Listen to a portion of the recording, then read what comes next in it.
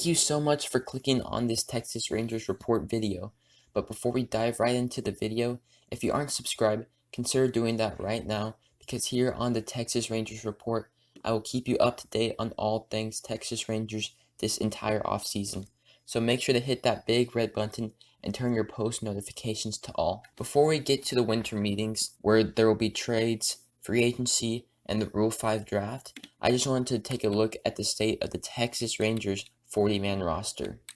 I will also be discussing some people the Rangers need to add to the 40-man roster to protect from the Rule 5 draft, free agents that will be taken off the 40-man, and other players that might just have to part ways with the Rangers organization.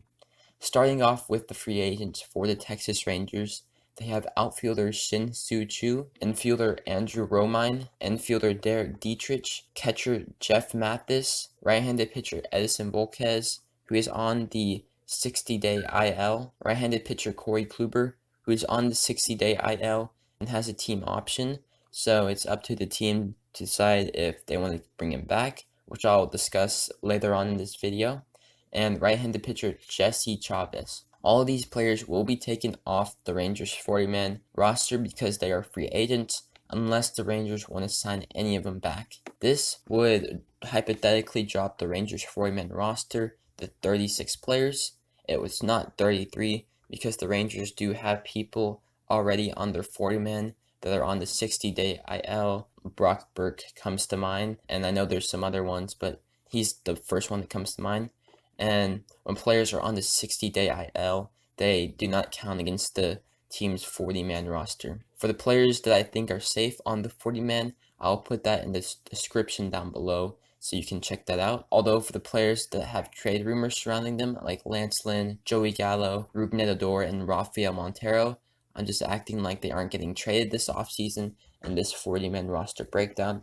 However, I know that that's probably not the case, so if you want to see a video on a Lynn, Joey Gallo, and Odor trade talks, then make sure to subscribe. That way you won't miss out on the trade rumors for your favorite team, the Texas Rangers. For the players the Rangers need to add in order to protect from the Rule 5 draft, they did a lot of this already whenever they tried out a lot of their young players at the end of the season, like Sam Huff and Demarcus Evans. Those are the first two people that come to mind, but they still need to add a few people if they want to protect them from the Rule 5 draft, and one of those is right-handed pitcher Alex Spees, who I think will be added as he has electric stuff. He's a starter right now, but I think he has a better future in the bullpen. He has a fastball that tops out at 102.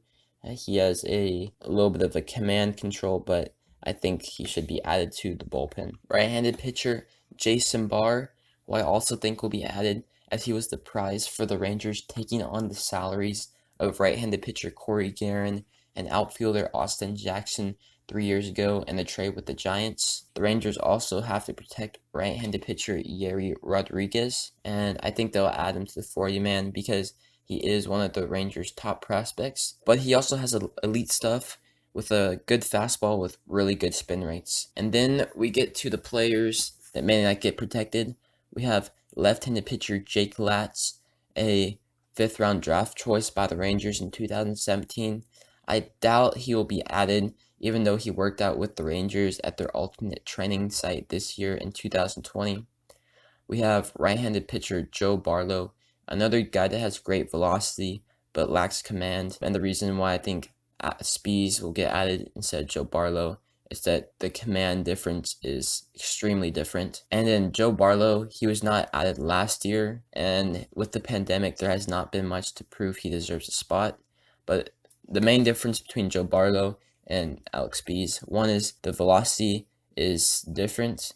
Like Spees has top-notch velocity. Joe Barlow is a step behind, so that's a difference. But also the ERAs and the whips and the Ks per 9 are extremely different for both of them. And now we have an interesting prospect in catcher David Garcia. He is interesting because he is the Rangers' 14th prospect, but he's an extremely long way from the big leagues.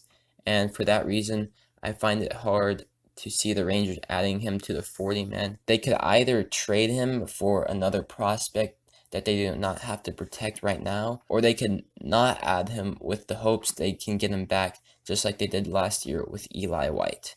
So those are some things to consider as we get closer to the winter meetings. If those three prospects get added in Alex Bees, Jason Barr, and Yerry Rodriguez, then that puts the Rangers' 40-man roster at 39 players. That's obviously not enough to sign any free agents to help the Rangers next year. So that means people on their current 40-man roster have got to go. So for the players on the Rangers 40-man who I think will be taken off, we have right-handed pitcher Luke Farrell, who is someone the Rangers like, although he hasn't put the results together in his time with the Rangers. We have right-handed pitcher Ian Jabot. He is another player that has electric stuff, and I think the Rangers want to hold on to him, but if they need a spot, Jabot could get the boot. Now we have right-handed pitcher Corey Kluber. He does have a club option for this year, and I think the Rangers will decline it because they don't want to pay his $18 million contract for the 2020 season, although I do expect them to try and re-sign him for cheaper in free agency if they do decline his option. And I did already take him off the 40-man roster with the free agents, with the expectation that the Rangers would decline his option. So I'm not taking him off the 40-man roster again with these groups of players right here. Now we have second baseman Rougned Odor. I know the Rangers wanted to trade him at the trade deadline, and they'll probably try to trade him again this offseason, although if they can't find a trade partner, then they could just end up designating him for assignment, and then he'd be off the 40-man. And then we have outfielder Adolis Garcia, a player I like and a player who has good AAA stats, but has never seemed to find his stride in the majors with both the Rangers and the Cardinals. I also think it is a little bit concerning in the Rangers' faith for Garcia that they never gave him a shot whenever they moved to their youth movement down the stretch of the season. Now we have outfielder Danny Santana, the Texas Rangers 2018 MVP. He has regressed significantly from his 2018 season. He has to get shoulder surgery, which will keep him out until May. Plus, if the Rangers hold on to him, they'll have to give him a slight pay raise, and the Rangers owners are very frugal with their money. So I could easily see Danny Santana being non-tendered this offseason. And then we have outfielder Scott Heineman. He's a player that provides versatility and has not produced much in his short big league stints. I could see the Rangers getting rid of him if they really needed a 40-man spot. And if all 6 of these players are removed from the roster, which I doubt all of them will get taken off, but it would hypothetically put the Rangers' 40-man roster to 33 players. This will give the Rangers flexibility in the offseason when trying to pursue free agents or trade for new players. And whenever I say get rid of players, it would most likely be by designating the players for assignment, which would take them off the 40-man, with the exception for Kluber because he has a team option. That just about wraps up this video. If you liked the video, please give it a thumbs up down below. Thanks for staying to the very end and watching the Texas Rangers Report. See you all in the next one. Peace.